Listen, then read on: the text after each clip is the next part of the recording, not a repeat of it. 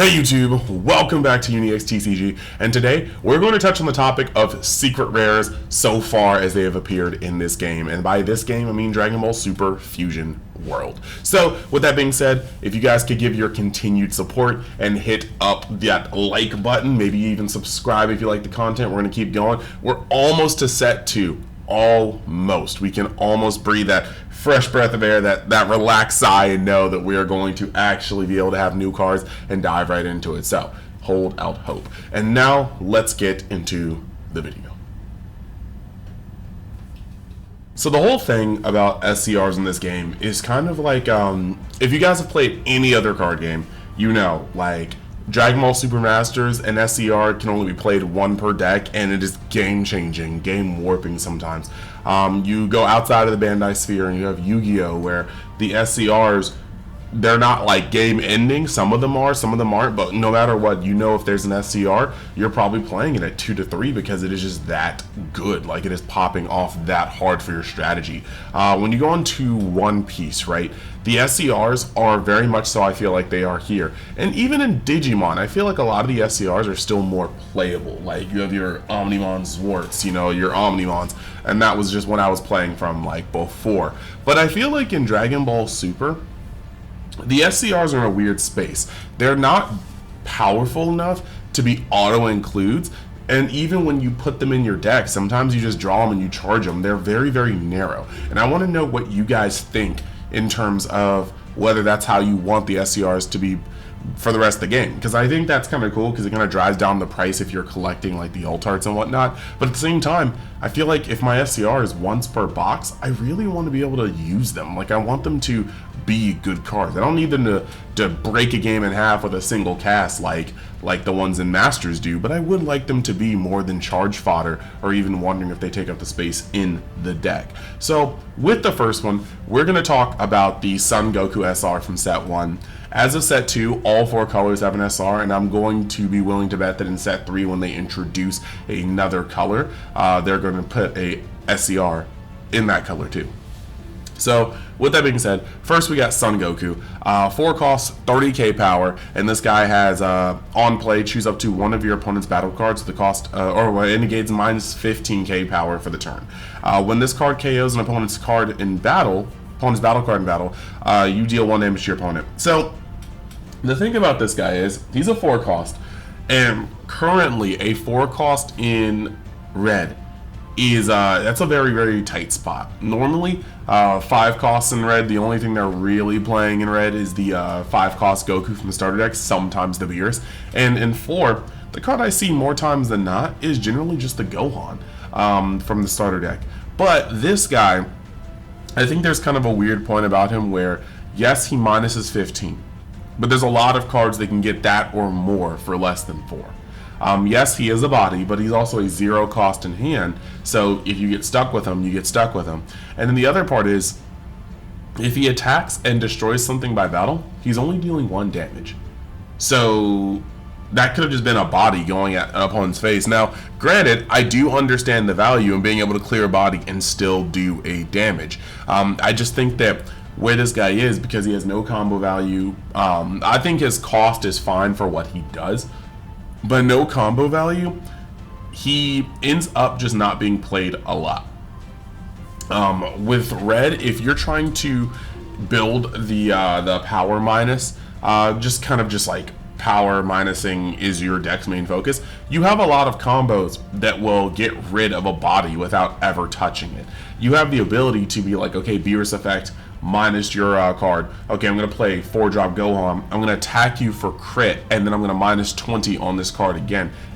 And then, you know, if that crit goes through, whether it doesn't go through, you can swing with a hit or something, and hit will just minus that by 5k, and its 25k body is gone, it's gone. Or you have the promo Goku that'll turn sideways and destroy it because it's under 10k.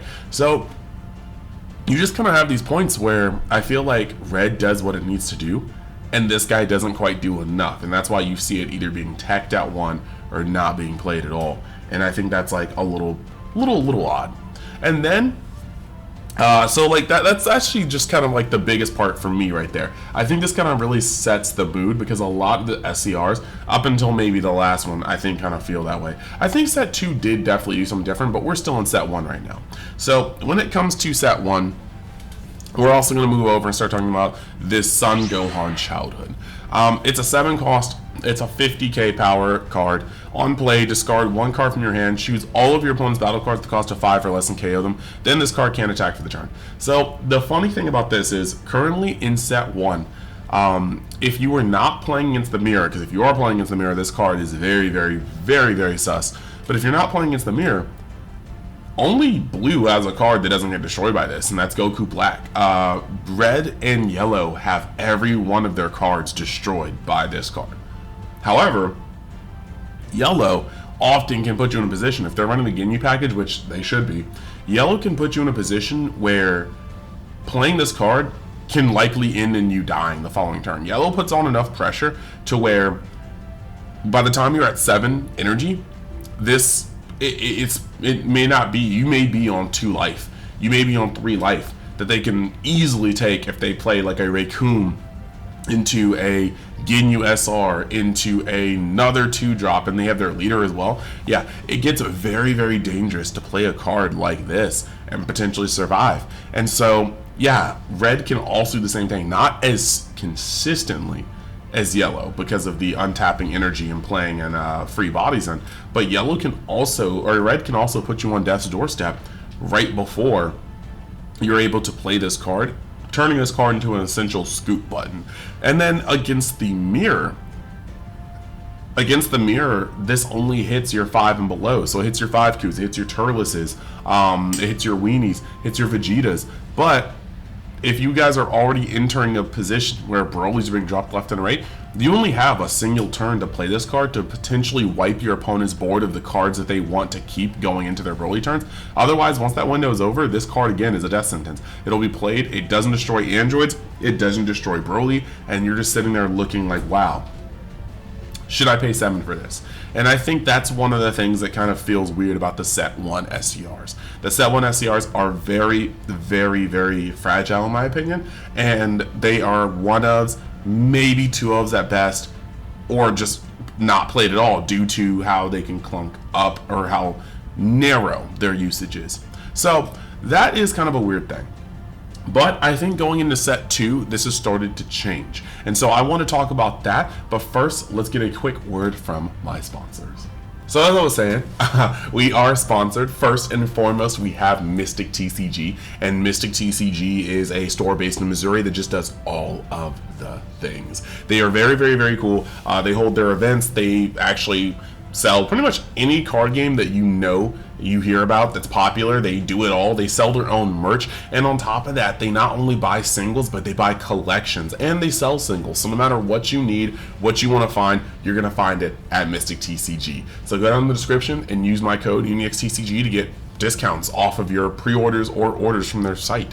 And then past that, if you're above the border and you live in Canada, you can always go to G3. G3 is also a store that holds its own events, sells their own singles, buys their own singles, and just pretty much your Canadian store of choice. So go down in the description and use my code that's posted there on their website to get discounts there as well. So past that, I just want to let you guys know that I'm doing a lot of things expanding in Universe X. I've got a Patreon where I go into my takes on card games that I play well before I put them here. My raw takes, not the takes that I wait and then put on videos for. I've also got articles going up, and then I want to do giveaways. It's just like Bandai product is like really, really hard to find, so I'm trying my best to find good stuff that people want, because like starter decks aren't necessarily the thing, so it's boxes, and boxes are always hard to find. But after set 3 of this set and set 7 of One Piece, I should be able to find boxes to be able to give away packs from, simply because I will be hooked up by my sponsor and be able to go from there. So with that being said, we are going to move on into the content again, and I will be streaming on my Twitch channel and my second channel for gaming for Kingdom Hearts if you want to join. So just always go to those channels and maybe subscribe, check out those things. All of it will be in the description. Back to the content. So moving on into set 2, we are starting to look at the new batch of SCRs, and I think they're starting to do some things with these. I really do. So first off, we're going to hit up Vegito. This is a 5 cost, 30k power, 5k combo power, and then on play, choose up to one of your opponent's battle cards with a cost of 5 or less and return it to its owner's hand. Activate main once per turn. If you have 7 or fewer cards in your hand, switch this card to active mode. So the thing with this is, first and foremost, this is our first secret rare with combo power. This means it's never going to be a full blank. And that alone is going to change up how you want to look at it when it comes to how many spaces it can take up in your deck. Is it a 5-drop? Yes. Does it sit at 0 and potentially break your hand? No. And so this is probably the first SCR that we can see that you'd run a 3 of, I think. I'm not quite sure if it's good enough for 4. I actually don't think it's good enough for 4, but I think 2 to 3 easily, and this could be a 3 without feeling bad. The 30k is 10k above leader, so it forces out 2 cards out of their hand, an extra card or a super combo, and all those are pretty premium, and that's if you don't combo on it yourself. On play, choose up to one of your opponent's battle cards that cost a 5 or less and return to the owner's hand. This is not bad, but it's not as good as it could be. We would have, on a secret rare, I think bottom decking would have been crazy. But I will say, if it was a bottom deck, it'd probably be like an auto 4 of, and that's not bad. I think we do need a secret rare that people actually just want to run 4 of. But when you look at this one, it does return to hand, and these are going to be certain things that do pretty well with certain cards. Cards that you would want to return to hand, basically cards that can't touch this. You can put a blue Vegeta from the starter deck back into the hand. You can put a golden Frieza back into the hand. Things that don't have on play effects that are going to wreck this card or immediately. Like Goku from the red starter deck will drop this guy by 20 and attempt to swing on him. You don't want that. Turles from the green starter deck will ramp again. You don't want that. But you can definitely put one of these cards in hand knowing it's going to be a 0k. And you can even put the Goku in hand if you just think you're running in that turn. So I think this is actually a really cool card to play. And then on top of that, the activate main once per turn you have 7 or fewer cards in hand, switch this card to active mode, will allow you to put a lot of pressure on. If your opponent's at 4 life and you swing 30k twice in a turn, chances are they're going to take a damage or they're going to drop 4 cards in hand, pretty much 3 to 4 cards in hand. That's actually very severe. So I actually do think that we are sitting here potentially rolling on a card that could finally be a 3 of as an SCR. And I like this. I think this card doesn't do enough to feel broken, but it definitely does enough to warrant itself being played in multiples in the deck. Then lastly, for this video, we have got Golden Frieza. And Golden Frieza is actually just a house. It's a 6 cost, 40k, 0 cost, or 0 combo battle card. Permanent, your opponent's battle cards with a cost of 5 or more played in rest mode. And then on play, choose up to one of your opponent's rest mode battle cards and KO it. Now, the weird part about this one is that this effect is probably the strongest secret rare we've ever seen. I think. Because this is going to be, the moment it hits the board, it's going to be valid. Not only is it going to be valid when it hits the board and just KOing anything in rest mode your opponent controls, but it's also going to be a really cool floodgate that prevents your opponent from playing their best cards in sync. So like your 5-drop Gokus, even your Vegetos. Now your Vegeta will be able to untap itself, so don't discount that. Your Vegeta will literally be able to untap itself after being played in the rest mode. But a lot of these cards are going to come into play and have to survive a turn to actually see their full worth. And cards like in red that lower power are going to feel a lot worse because they'll lower power but not be able to swing. Or if they need to swing the lower power, they just won't be activated. But I don't think there's any 5Ks or 5 costs or higher to do that. But just your Goku's coming in and reducing something by 20k, you won't be able to use Goku's massive body to attack this. But the biggest part about this that's a little weird is this is a 6 cost. Yellow has never had a 6 cost before, and even 5 costs feel like, yeah, that is your top end for yellow. So the real question is, how often will we get to 6 energy to be able to use this card?